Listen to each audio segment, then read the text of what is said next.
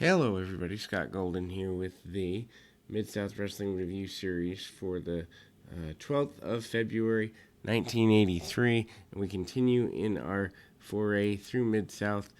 Certainly a enjoyable process. Anyway, Bill Watts announces a North American title tournament, and Stagger Lee seems to have vacated the belt or something of that sort.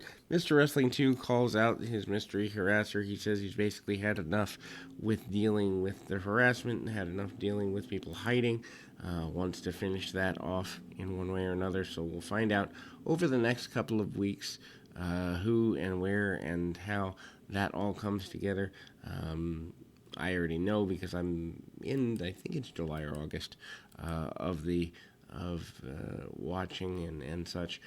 But we'll get there when we get there, obviously. Mike Bond is the opponent for Mr. Wrestling 2 here. Bond, very aggressive, hits several shots early, and Wrestling 2 manages to snap him over.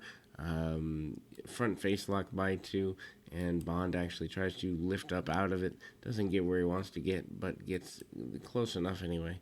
And then we see, a couple of decent little situations where Wrestling 2 manages to use his power and wrestling acumen combined to get an advantage there. Hard shot by Bond, who manages to keep going and is kind of rather aggressive. Hard shot by Bond, who hits a kick to the, I guess you'd say, chest and whatever, and then knee lift by Wrestling 2 gets a victory for him. Hacksaw Duggan says he wants the North American title. Says the Louisiana Championship is not enough for him. Doesn't really fit around him. Doesn't suit his needs as much anymore. And then Duggan says or goes against Art Cruz.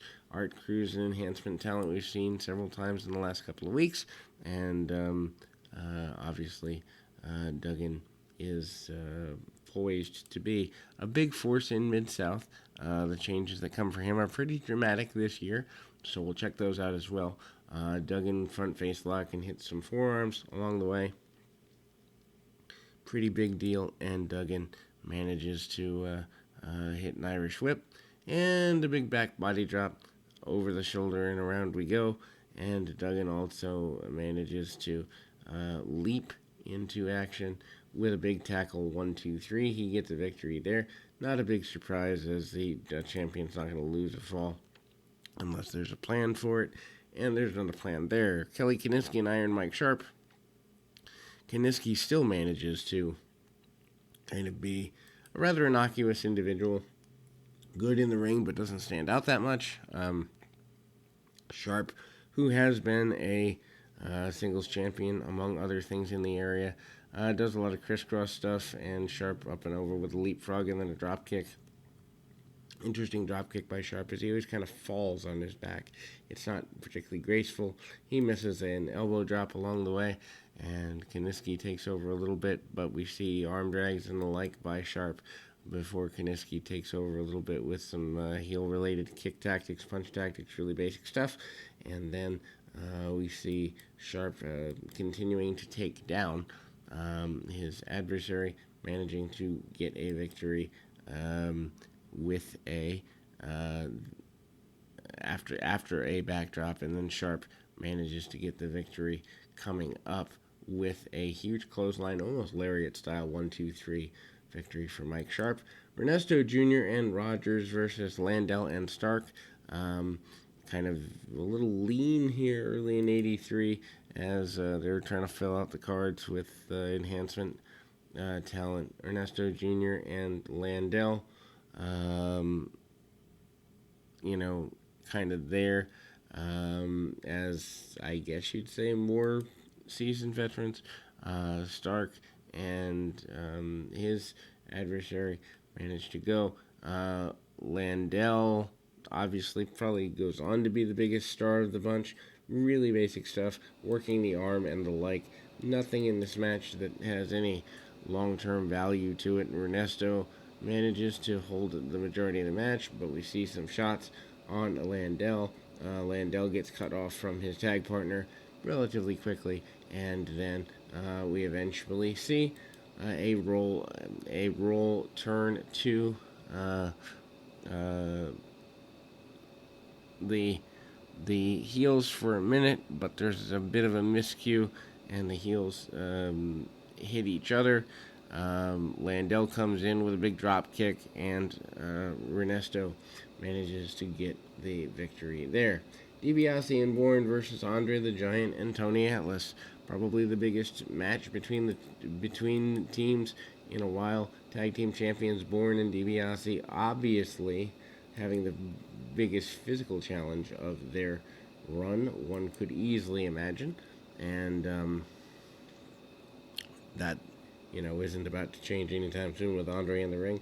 Atlas, of course, teaming with Andre, a big boost to him, as just about everybody knows who Andre is, and so a big deal there.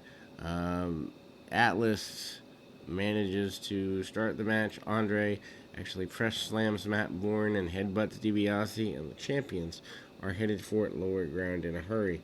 Always awkward to put Andre in a championship match. You can't really have him win the belt because, well, he's a touring guy at the time. DiBiase does a lot of backing up from Andre in general, and Andre lights him up with a huge chop and then manages to send him into the babyface corner. Tony Atlas comes in. Atlas is the one I think that has to take the fall in the match because, well, Andre's not going to take a pinfall loss. Cut off by Bourne. Bourne manages with the bit of a brawl, and we see, several minutes of kind of the back and forth round stuff, and there we go. Tries to keep Atlas on the mat. Double noggin knocker when Andre finally tags in, and he handles both heels, tags back to Atlas. Notice Andre not staying in for extended periods of time, even in 83, kind of slowing down a little bit. Big back body drop on Bourne, though, and again, there we go. Kind of see the involvement with a bat or implement of some type by Kamala. Kamala runs down, attacking Andre the Giant with a piece of wood of some sort. I don't know if it's a board or a bat, but anyhow, Andre gets pretty well, not fully laid out, but it's a pretty big deal to see Andre laid out, or even for a minute with a weapon. Meanwhile, DiBiase stays on Atlas. Kamala stays on Andre, referee out of the way, and Kamala actually body slams Andre the Giant. A lot of people, oh, Hogan was the first guy to do it. No, there's video proof of Harley Race doing it in the 70s, and then Kamala here in 83, and finally Junkyard Dog and other baby faces run down, clear the ring area, and there we go. Marty Lundy and the Junkyard Dog up next, and obviously Lundy goes on to be known more prominently as Arn Anderson. Decent match here for the Dog. Dog coming back for maybe not the first time, but still back pretty recently off of a 90-day suspension due to that loss, and he wants to get DiBiase, but he's also dominant with everybody that he works with. Dog sends Lundy to the outside. Dog uses a good bit of power and hits some shots right under the chin of his opponent, and away we go towards a more dominant Junkyard Dog. And anyway, Dog eventually hits the thump power slam and gets himself the victory. And angry, Andre the Giant demands Kamala in the ring. No one's ever done this to him before, he says. He's done with the Mr. Nice Guy Andre act, and he is desperately wanting Kamala in the middle of the ring, one-on-one. Don Bass and Tim Horner is going to close your program here. Horner, again, has been a real major standout. Arm bars, arm locks, drop kicks, and the like for Horner. This is, again, another kind of showcase match for him. Don't think this goes to a complete finish, though. No, it does not. And so we have an unfinished match. Bass manages to kind of stay kind of upright with Horner. up until the end of the contest. Big back body drop attempted by Horner, and they just don't time that very well. But Horner in control as we close the program. We'll be back with more right after this.